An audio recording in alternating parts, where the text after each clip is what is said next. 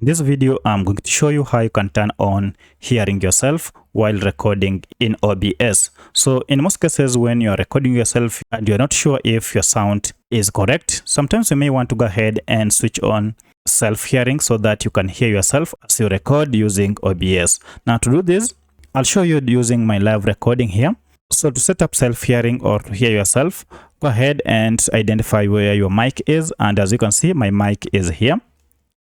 Now identify the three dots near your mic, and here they are. Go ahead and tap on them and then tap on advanced audio properties. Now this will open up this advanced audio properties window, and then look for your mic, and here we have desktop audio and then my microphone, which is this.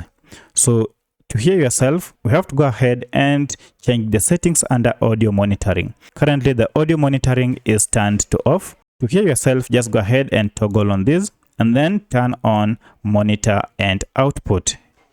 Here it is. So if I go ahead and turn on, now I can hear myself speak. So that's how you can hear yourself while recording in OBS.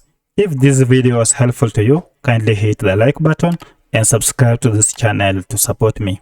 Thank you for watching, and let's meet in the next video.